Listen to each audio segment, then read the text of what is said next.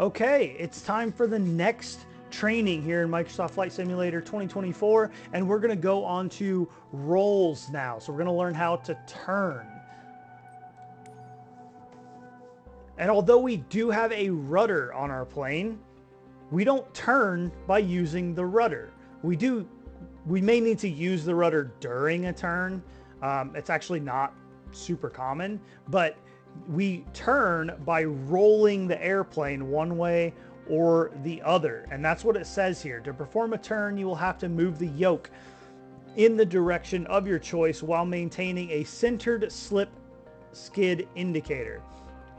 And that maintaining the centered slip skid indicator, that's why you would use the rudder. You actually start to do the turn by rolling your plane in one direction, and then you use the rudder to keep your plane moving straight through the air, even as it's turning. So let's go ahead and start this training and see what they teach us. Again, I'm going ahead and setting my throttle to a forward setting so that as soon as I click into ready to fly, my plane doesn't start to slow down immediately. For this lesson, we're going to use a line drawn on the windshield to indicate the cruise attitude.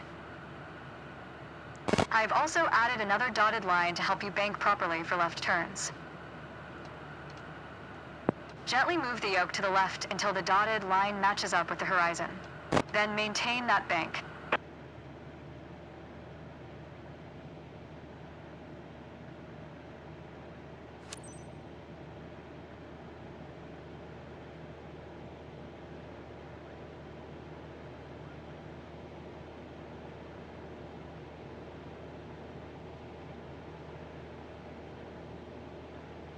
Keep working on it. You'll get better. Watch your altitude. It wasn't constant during the turn. Now, let's see level back out.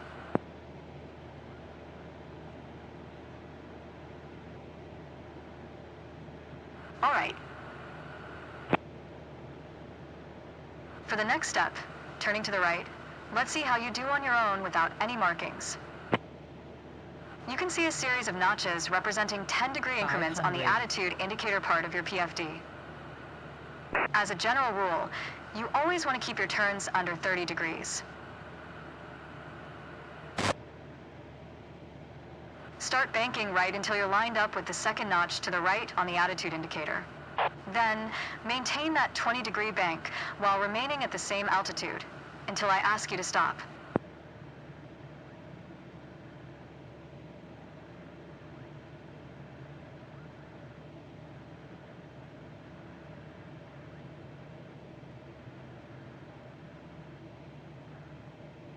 Nice.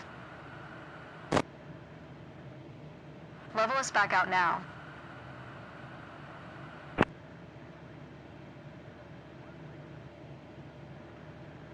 Great.